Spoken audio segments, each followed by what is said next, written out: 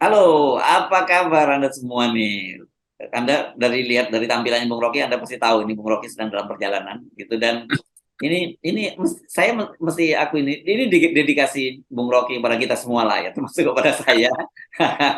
Dan kemudian kita culik sebentar di pinggir jalan, nanti nanti setelah kita ajak ngobrol begini, kita biarkan jalan lagi, dan nanti di tengah jalan kita culik lagi kalau masih dalam perjalanan ya, Bung Rocky gitu ya. Oke, Baik, kita omongin Bung Rocky soal pasti semua media, fokus media hari ini adalah terfokus pada deklarasi dari Anies Baswedan. Nanti siang nih, ya Bung Rocky, siang nanti jam jam 1. Jadi kita ngobrol ini kita belum tahu seperti apa formatnya, tapi kita sudah bisa menduga-duga mengapa itu terjadi. Tapi selalu saja ada satu hal yang baku dalam soal pengumuman Anies Baswedan ini, saya lihat terkesan kenapa ada yang mendadak-mendadak itu dipercepat-cepat juga. Tadinya kan ini kan belum hari ini mestinya, baru besok itu rencananya. Kenapa dipercepat? Dulu Nasdem juga dipercepat. Terus kemudian Demokrat juga tiba-tiba dipercepat juga gitu. Ini pasti kita menduga-duga ada sesuatu di balik itu semua gitu. kelihatannya Anies itu jadi TO Ya. oleh semua pihak gitu yang menganggap bahwa kalau Anies diloloskan maka percaturan politik akan berbeda sama sekali. Tapi sebetulnya justru dari situ orang menganggap bahwa Anies sengaja ingin disingkirkan tuh. Kalau ada soal sprindik ya kita tahu dari awal Anies dipesankan pada KPK untuk dihalangi. Kalau ada soal menyangkut isu hutang segala macam, saya kira Pak Prabowo bisa menyelesaikan itu tuh. Tetapi yang utama adalah nggak mungkin kita menyingkirkan hanya karena alasan-alasan apa namanya nih papers atau usut mengusut Formula E, usut mengusut utang. Karena Anies sudah diasuh di dalam satu wacana politik baru tentang perubahan. Jadi kelihatannya karena Anies mendukung ide perubahan, maka dia harus dihalangi itu. Padahal sebetulnya kita tahu Anies nggak bersih-bersih amat juga dalam soal ide perubahan. Kan Anies tetap mau ibu kota negara dilanjutkan. Artinya pasti ada transaksi dengan oligarki. Kan Anies tetap percaya bahwa pemilihan umum harus berlangsung di dalam sistem elektoral. Padahal sebetulnya Pak Jokowi lagi berupaya menunda pemilu kan. Jadi hal-hal semacam ini membuat kita paham bahwa di ujung pembicaraan kita sebetulnya ini adalah pertanda bahwa pemilu akan kacau tuh. Bayangkan misalnya kalau Anies hari ini dideklarasikan besok sprindiknya keluar kan. Itu pasti ada kemarahan publik tuh dan kemarahan itu yang akan menunda pemilu tuh. Jadi eh, terlalu terlalu enteng kalau kita bilang ya Anies ini cuma soal urusan dengan KPK atau urusan dengan Pak Prabowo. Bukan, Anies adalah umpan untuk menghasilkan ketidakstabilan politik. Dan itu alasan untuk penundaan pemilu. Jadi kelihatannya Demokrat dan PKS membaca itu. Nah kalau Demokrat dan PKS membaca bahwa ini adalah umpan buat publik, itu artinya udah ada contingency plan berikutnya tuh. Kalau terjadi keresahan, apa yang mau dilakukan? Pak SBY lebih terang-terangan mengatakan bahwa ya ini artinya akan ada apa dia bilang kemarin tuh bahaya di dalam Situasi genting, sistem situasi apa genting kata beliau, genting. situasi genting. Nah kegentingan itu yang justru hendak dipermainkan atau diujikan oleh PKS dan Demokrat pada Presiden Jokowi. Genting nggak nih kalau Anies kita deklarasikan sekarang? Jadi itu intinya. Nah sementara itu Pak Prabowo elektabilitasnya naik terus. Jadi kelihatannya justru Pak Prabowo akan diuntungkan dengan proses delegitimasi Anies ini. Tapi di ujung mungkin ada negosiasi. Ya udah Anies supaya nggak apa-apain ya gabung aja dengan Pak Prabowo. Toh Anies juga satu ekosistem dengan politik Gerindra pada waktu itu. Jadi ini semua spekulasi yang kita tunggu sebetulnya ada reaksi istana terhadap pencalonan Anies yang jelas-jelas dibuat dadakan supaya variabel-variabel yang masih disembunyikan oleh Presiden Jokowi bisa dibuka hari ini kan. Jadi apa sebetulnya poinnya kalau Anies dideklarasikan hari ini? Poinnya adalah menunggu reaksi cepat juga dari Pak Jokowi. Sebab kalau deklarasi Anies berlangsung tanpa persoalan itu artinya proyek istana untuk menangkap Anies melalui KPK sprindik itu batal juga tuh. Tapi itu kan nggak mungkin terjadi. Artinya Presiden Jokowi udah melepaskan semacam kecemasannya dong pada Anies. Artinya Anies nggak berbahaya lagi itu. Jadi saya kira itu permainan di belakang ekosistem politik kita hari ini. Ya, ya, ya, ya. Jadi nggak linear ya, Bung Rocky sebenarnya ya. Ya, Ada nggak ada linear. trade-off ya. Ya, ya, ya. Ya, ya kan, dan ini juga menarik juga ya kalau kita amati. Jadi artinya sebenarnya apa yang muncul di permukaan itu berbeda dengan yang di bawah permukaan gitu. Tetapi apa yang muncul di permukaan itu bisa menjadi sinyal-sinyal bagaimana reaksi di bawah permukaan. Kira-kira gitu ya. Ya, itu bahayanya kalau publik hanya menangkap hal yang ada di permukaan. Tapi Ya. kelihatannya makin lama yang di bawah permukaan pun nggak tahan untuk digelembungkan ke atas permukaan tuh. Nah, Mm-mm. kita mau lihat sebetulnya kalau Anies dihalangi, itu dasarnya apa itu? Kalau Mm-mm. soal sprindik aja ya, itu artinya Ganjar juga lebih berat lagi kasusnya karena udah pernah Mm. diperiksa kan. Jadi sekali lagi kita mau lihat reaksi dalam 2 jam ini. Dan itu menyangkut sebetulnya harga diri dari Nasdem, PKS, dan Demokrat. Ini bukan lagi sekedar harga elektabilitas, tapi harga diri. Mm. Ini partai-partai yang mendukung artinya Mm. akan dijadikan juga disandra oleh Anies kan. Jadi Anies akan dipakai sebagai alat istana untuk menyandra SBY, Surya Paloh, dan Ustadz Halim Segaf kan. Salim segaf, Asgaf. Salim Ya kan segaf. kita mesti lihat begitu tuh. Dan ini pasti akan ada soal internasional karena Amerika jelas-jelas memberi sinyal bahwa Anies harus lolos dong karena Mm. dia adalah oposisi itu, dan dubes Amerika tentu atas perintah Joe Biden menemui PKS sebagai simbol Islam sekaligus simbol oposisi.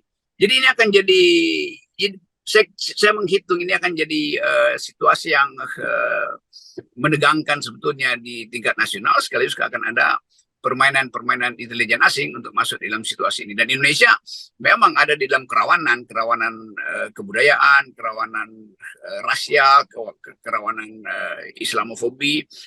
Ini semua hal yang dulu kita katakan bahwa variabel internasional atau faktor internasional harus dihitung di belakang proses pencalonan Anies. Ya, ya. Jadi sebenarnya PKS, Demokrat, bahkan juga termasuk Nasdem ini juga saling mengetes gitu ya. Artinya kalau kita lempar bola ini, kira-kira reaksi pemerintah seperti apa gitu ya. Kalau lempar bola yang satunya seperti apa, kira-kira begitu kan ya. Ya, itu sama seperti kalau orang baca apa namanya, behind the screen dari FNN atau apa. Apa tuh? Suka diomongkan oleh Harsbeno gitu kan. Jadi kita mau analisis keadaan politik kita justru behind the scene. Dan behind the scene itu makin lama bersifat obscene. Artinya bobrok. Obscene artinya ada kemaksiatan di balik layar penampilan politik kita hari-hari ini. Ya. Dan yang paling berbahaya sebetulnya kalau Pak Jokowi nggak punya lagi semacam kemampuan untuk mengarahkan politik. Ya. Golkar misalnya ada isu kongres luar biasa, lalu Pak LBP diedarkan sebagai calon pengganti Erlangga. Tentu Erlangga dengan faksinya akan bereaksi, di Golkar akan terjadi kegoncangan. Jadi semua hal yang kita analisis dari awal akan ada. Dulu kita pakai istilah intai mengintai di dalam politik, lalu ada istilah apa kita sebut sandra menyandra. Semua itu terjadi sekarang kan. Bahkan kita pakai istilah potong memotong gitu kan. Jadi sekali lagi bagian-bagian dari opini publik sedang mengental untuk menguji apakah pemilu ini akan berjalan di dalam agenda atau memang Pak Jokowi memang punya niat dari awal untuk menunda pemilu dengan menghasilkan kekacauan-kekacauan ini atau dengan membiarkan kekacauan ini terjadi. Ya, ya. Nggak berlebihan juga kalau Anda tadi menyebut bahwa itu merupakan sinyal dan kemudian responnya seperti apa. Karena gini, karena seingat saya Duta Besar Amerika itu datang ke PKS itu berkunjung ke PKS tanggal 15, ingat saya ya. Kemudian sehari kemudian gitu, nanti kita koreksi tanggal yang tepat. Tapi yang jelas sehari kemudian kan muncul pernyataan dari Ketua Dewan Pengawas KPK, Pak Tumpak Hatorangan Panggabean, yang minta agar kasus Anies itu segera diputuskan. Apa kalau memang salah segera dijadikan tersangka, kalau tidak salah segera dilepas lah begitu. Nah ini kan dan kita tahu belaka bahwa kunjungan dari seorang Duta Besar Amerika ke PKS itu bukan silaturahmi biasa gitu. Saya tidak ingin menyebut bukan cinta biasa gitu. Nanti karena Anda kemana-mana kalau saya bilang bukan cinta biasa. Ya sebetulnya bukan kunjungan biasa tuh, dan itu juga mendadak. Momentumnya ada dan Amerika selalu menghitung momentum. Kapan duta besar harus bicara tuh? Seringkali negara-negara Barat itu ada semacam courtesy call di antara mereka atau forum para dubes ini untuk mengukur ketegangan politik. Dan kalau Amerika yang udah kasih sinyal, itu artinya negara-negara Barat juga akan ikut sinyal Amerika, kira-kira begitu kan. Tentu nggak mungkin seluruh duta besar datang ke PKS, itu berarti kelihatannya over banget itu ya. Iya, jadi cukup seseorang, cukup sebagai simbol aja tuh. Nah itu pertanda bahwa kegentingan itu memang sedang berlangsung dan kita mau lihat apakah kegentingan itu akan dipaksakan untuk menunda pemilu atau justru kegentingan itu harus terjadi supaya pemilu jangan ditunda. Karena itu harus dipercepat justru. Jangan sampai kegentingan itu di dua minggu ke depan itu bertemu dengan krisis di Asia Pasifik misalnya soal persaingan Sino-Amerika. Jangan sampai itu juga terkait dengan isu Islamofobi kan di Eropa sekarang masih kencang betul tuh. Jadi soal-soal global ini pasti dihitung oleh Amerika karena dia adalah player utama di Indo-Pasifik dan di wilayah Fakta Warsawa, wilayah NATO. Nggak. Dan tapi gini, kalau kemudian yang turun langsung itu duta besar Amerika itu kan call-nya langsung tinggi nih Bung Rocky. Kalau cuma penjajakan itu mungkin cukup dikirim duta besar Singapura atau salah satu negara Eropa gitu-gitu, itu saya kira kan sebenarnya seperti atau duta besar Uni Eropa lah gitu yang dikirim, bukan langsung Amerika. Kalau Amerika ini kelihatannya mereka sudah tidak lagi mau main sembunyi-sembunyi gitu. Nah itu betul tuh analisis semacam itu. Jadi kelihatannya Amerika sudah memastikan bahwa negara-negara Asia Pasifik itu harus segera menyatakan diri sebagai bagian dari proksi Amerika. Jadi ada persiapan serius Amerika. Dan kita tahu bahwa dalam 1 tahun ini pejabat-pejabat keamanan luar negeri Amerika itu mondar-mandir di Indo-Pasifik, dia ke Jepang, ke Selandia Baru, ke Australia, ke Singapura, Malaysia. Jadi ini Indonesia akhirnya, pada waktu itu kan Indonesia nggak didatangi oleh Menteri Pertahanan apa-apa waktu itu. Jadi pejabat-pejabat tinggi bidang analisis geopolitik di Indo-Pasifik tidak mendatangi Indonesia setahun yang lalu. Sekarang dubesnya justru yang langsung datang. Jadi itu pertanda bahwa konsolidasi Indo-Pasifik di mata Amerika atau di bawah proksi Amerika udah selesai. Nah, itu yang ingin diberi kesan pada Pak Jokowi. Mungkin udah saatnya untuk tidak lagi bermain-main dengan demokrasi. Karena Amerika selalu ingin demokrasi itu diekspor dari Amerika lalu diterima di negara-negara sahabatnya. Tuh. Nah, sekarang ujian utama bagi Amerika adalah kalau Anda Indonesia menunda demokrasi atau mencari-cari cara untuk membatalkan pemilu dan itu pertanda bahwa kekuasaan itu makin otoriter, maka sinyalnya akan datang. Amerika pasti akan pro-oposisi. Di mana-mana begitu. Ya. Dan gampang kita baca politik Amerika, gampang. Di mana ada ketidakbebasan, Amerika atas alasan demokrasi akan intervensi. Ya. Dan kita tahu kan sebenarnya Amerika sudah punya proksi yang sekutu utama di Asia Tenggara ini ya, namanya Singapura. Tapi kan bagaimanapun dia butuh seorang leader gitu di sebuah kawasan, dan mau nggak mau kalau ngomongin soal leader di kawasan itu pasti Amerika harus melirik Indonesia kan, dan karena itu sangat penting posisi Indonesia itu. Iya, di tengah-tengah nyinyirnya orang terhadap politik Islam justru Joe Biden suruh Pak King ini yang dubes itu untuk datang ke PKS, kan itu sinyal jelas bahwa udahlah jangan macam-macam Islamofobi. Anies itu bukan Islamofobi, kan itu sinyal Amerika begitu, saya tangkapnya begitu. Ya. Dia kan masih banyak TV-TV yang dibuat untuk mengedarkan Islamofobi, kendati sebetulnya mereka dibiayai untuk melakukan pluralisasi, tapi dimanfaatkan oleh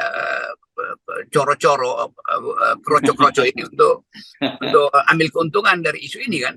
Nah itu sebetulnya kekonyolan dari para analis kita yang tidak melihat faktor internasional di dalam perubahan politik Indonesia. Jadi sekali lagi bagian-bagian semacam ini kita uji di dalam ya mungkin 2 jam ke depan pasti ada reaksi dari istana tuh. Ya, jadi nggak salah kalau kita bisa simpulkan gitu. Deklarasi PKS terhadap Anies dipercepat setelah kunjungan duta besar Amerika Serikat ke kantor PKS gitu ya, Bung Rocky. Ya semua orang jurnalis dunia juga berpikir begitu kan, mereka lihat sekuensisnya tuh. Kenapa dipercepat? Amerika mungkin menganggap bahwa ya keputusan Jokowi harus segera karena pemilu udah di depan mata, sementara Amerika punya kepentingan untuk kirim pemantau independen. Jadi hal-hal semacam inilah, dan betul kita sebut aja bahwa setelah Dubes Amerika berkunjung ke PKS merasa yakin bahwa Anies tidak akan diganggu karena dilindungi oleh Amerika Serikat. Kira-kira gampangnya begitu untuk memperlihatkan kan urgensinya. Kalau Demokrat, SBY pasti SBY punya proksi juga di pembuat di think tank Amerika tuh. SBY kan SBY sendiri bilang bahwa Amerika adalah my second country itu kan. Jadi dulu dia pernah bilang begitu. Ya, yang satu bilang second country, yang satu kakak tua. Benar. Jadi lengkap lah. Oke, baik, terima kasih Bung Rocky. Jadi sebenarnya kita gampang ya membacanya ya, sebenarnya apa yang terjadi saat ini ya. Betul, itu intinya. Karena itu dari awal kita udah bilang nggak percaya sih. Ya, nggak percaya. Oke, thank you Bung Rocky. Yeah.